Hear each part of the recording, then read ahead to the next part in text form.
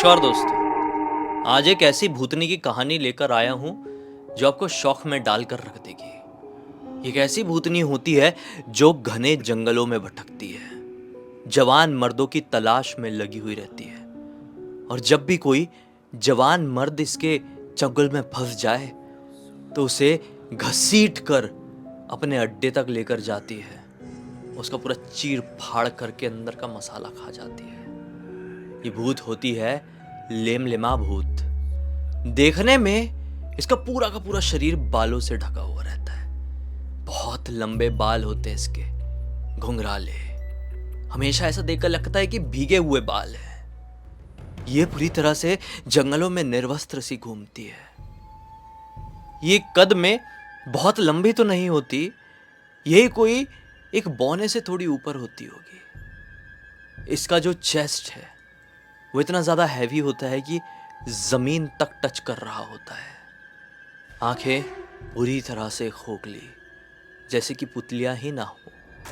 इसकी जो आवाज़ होती है वो इतनी भारी और इतनी चुभने वाली होती है कि अगर किसी के पास आकर वो चिल्ला देना तो कान के पर्दे फट जाएंगे तुरंत।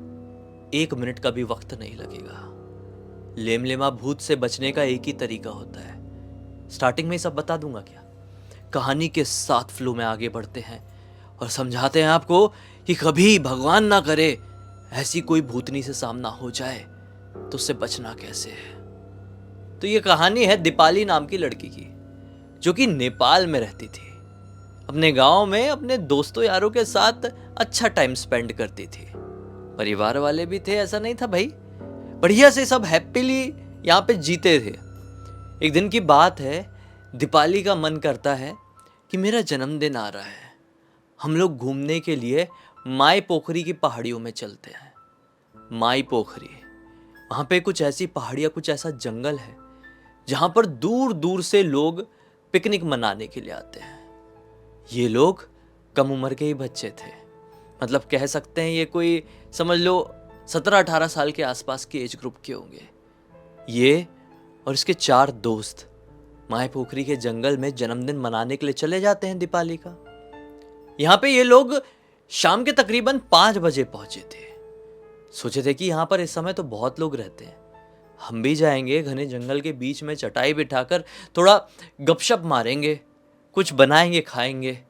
अब जन्मदिन है, थोड़ी डिफरेंट तरीके से सेलिब्रेट करना है, तो इससे बेस्ट तरीका और क्या होगा। मौसम भी बहुत अच्छा था, यही समझ लो अक्टूबर के आसपास का टाइम। ना ज़्यादा ठंड होती है ना ज़्यादा बारिश, बहुत ही प्यारा मौसम होता है। ये ज़्यादातर लोगों को पसंद होता है।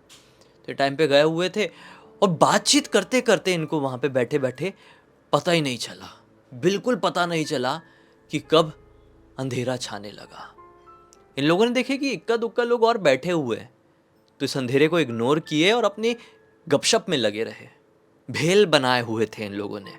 भेल समझते हैं ना आप लोग, बंगाल तरफ इसको झालमुड़ी कहते हैं आई थिंक। तो बनाए हुए थे और खा रहे थे, बातचीत कर रहे थे 4-5 दोस्त। पता ही नहीं चला कि और अंधेरा कब हो गया। रात का सन्नाटा यहाँ पर पसर गया। नज़र घुमाए तो जितने इक्का दुक्का लोग थोड़ी आगे और पिकनिक मना रहे थे वो भी जा चुके थे, लेकिन कब गए कुछ पता ही नहीं चला। जब इन लोगों को समझ में आया कि इस घने जंगल में हम अकेले हो चुके हैं, शायद तब तक बहुत देर हो चुकी थी।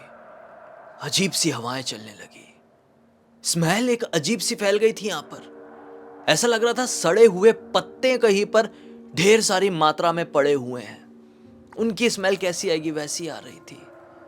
ये लोग समझ ही नहीं पा रहे थे कि अब हम उठ के किस तरफ से घर जाएंगे। भाई इतना अंधेरा हो चुका है, कुछ हमने इतना टाइम यहाँ पर स्पेंड कैसे कर दिए, पूरी तरह से ब्लैंक हो गए थे।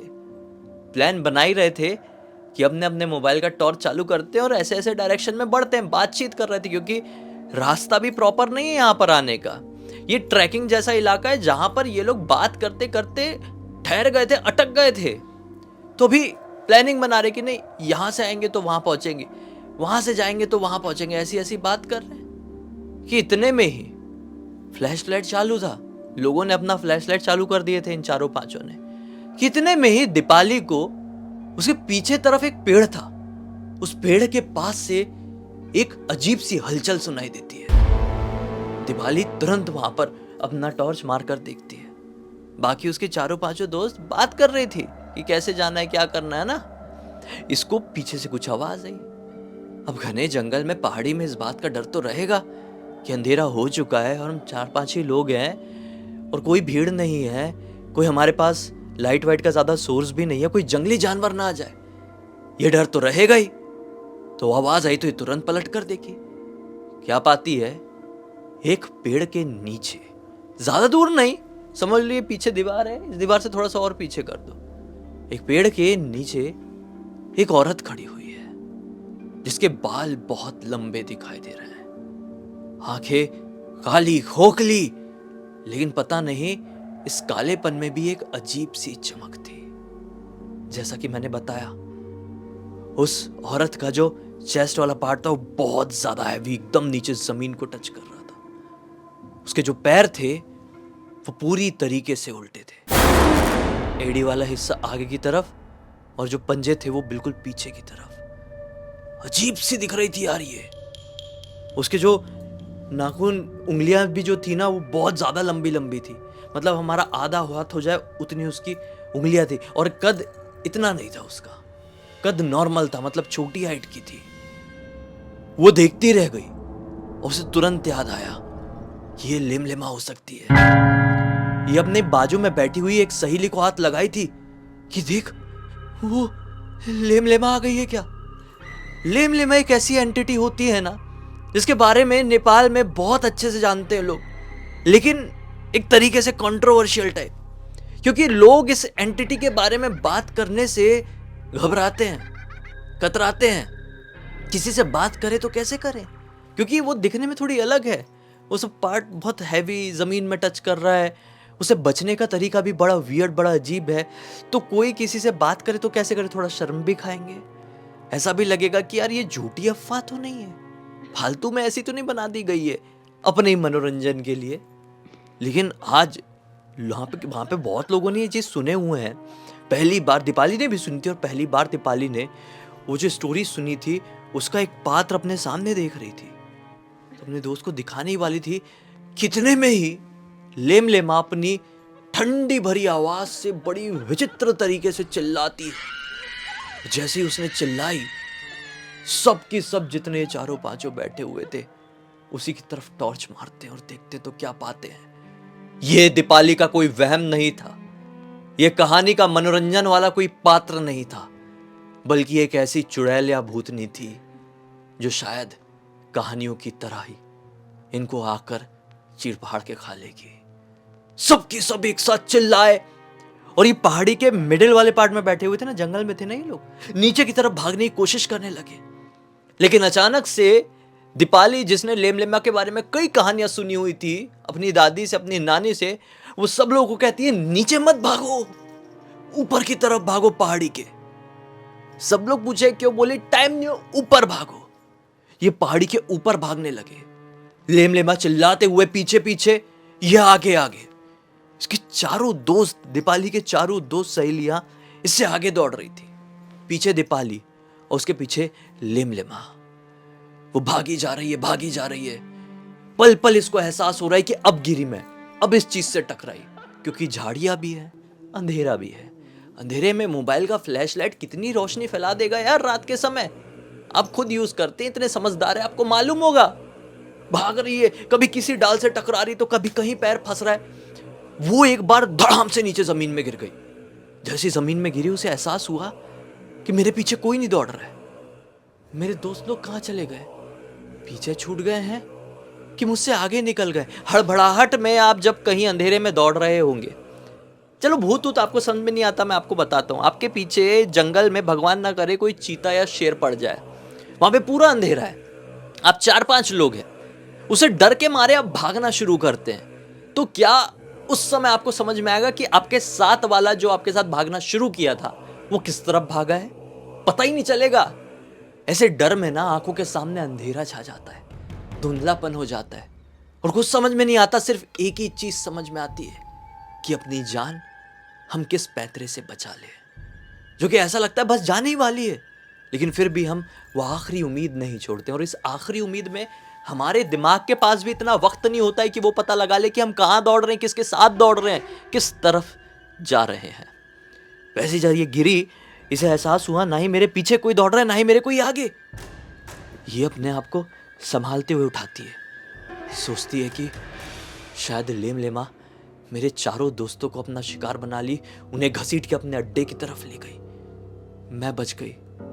इसको एकदम रोना सा आ गया था। इस घने पहाड़ी जंगल वाले इलाके में अकेली थी कि अचानक से इसे कानों में एक हल्की आवाज चली और एक अजीब सी खुसफुसाहट, जैसे जो नेपाल की नेपाली भाषा होती है उसमें किसी ने कुछ बोला। और लिटरली उसको कान में इतनी जोर की ठंडी लगी उस समय। बाप रे, जब आपको बहुत ज्यादा जोर से ठंडी लग जाए तो उस पार्ट में दर्द हो जाता है लिटरली। अगर आपका ये हाथ है यहाँ पे, अगर बहुत ज्यादा ठंडी हवा प्रेशर से कोई डाल दे तो आपको दर्द हो जाएगा ना यहाँ पे। वैसे इसको कान में बहुत जोर के दर्द हुआ, किसी ने सिर्फ खुसफुसाया तो।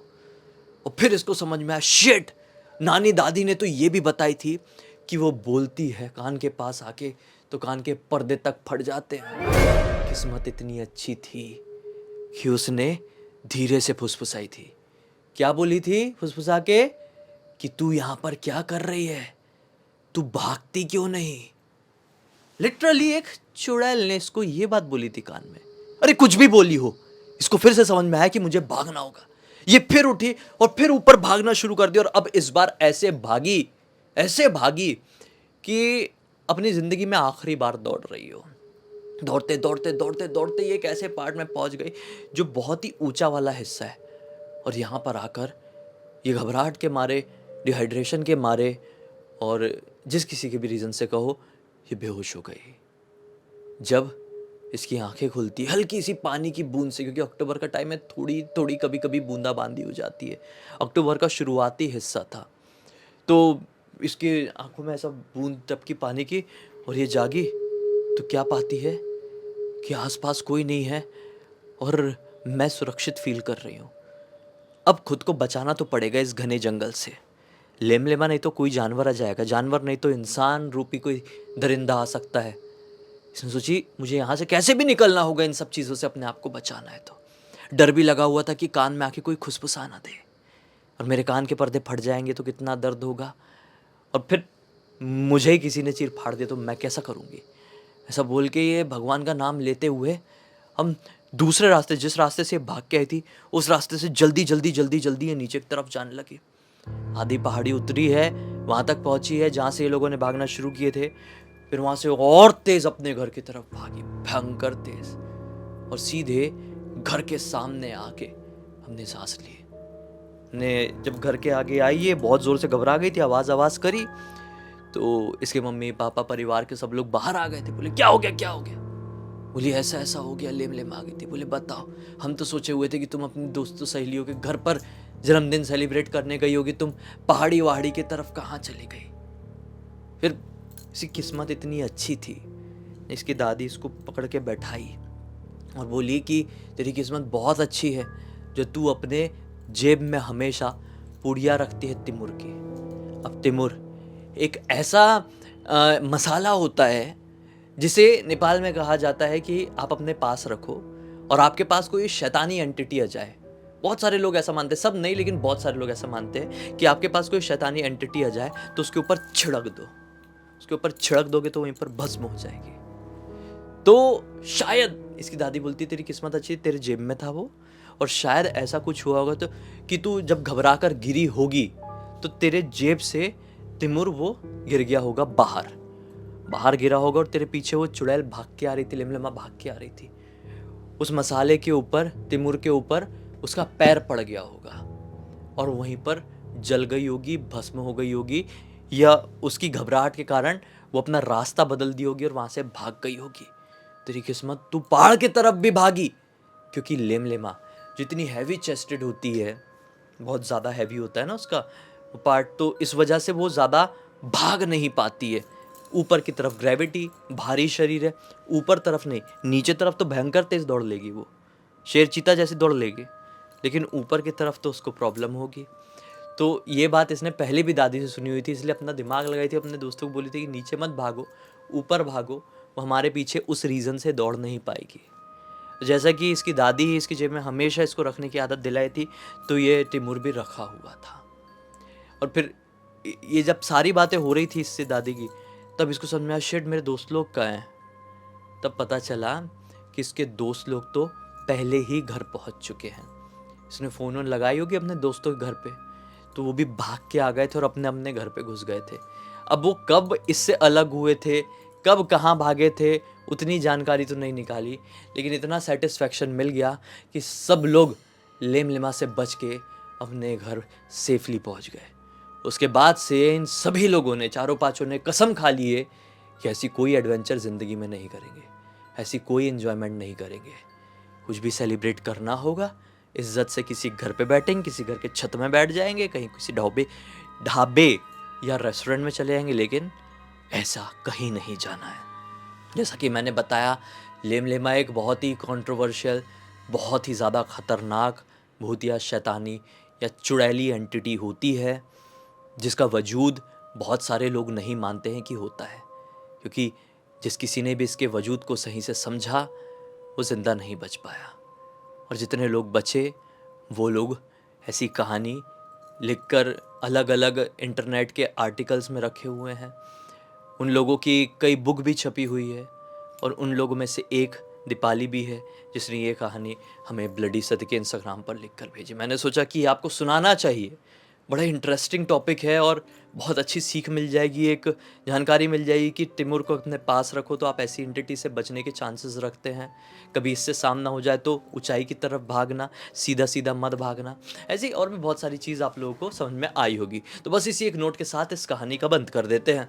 अब तक इस वीडियो को देख लेते तो लाइक ज़रूर कर देना, चैनल को सब्सक्राइब करके बेल आइकन दबा के ऑल के ऑप्शन में क्लिक करना, और इंस्टाग्राम की लिंक वीडियो के डिस्क्रिप्शन बॉक्स में मिल जाएगी। आपके पास भी ऐसी कोई कहानी, टॉपिक या जानकारी हो तो लिख भेजना। हो सकता है मेरा अगला वीडियो कल आपके हिसाब से बन रहा हो। तो चलिए कल फिर से मिलते हैं, तब तक के लिए बहुत बहुत धन्यवाद। आपका दिन शुभ हो।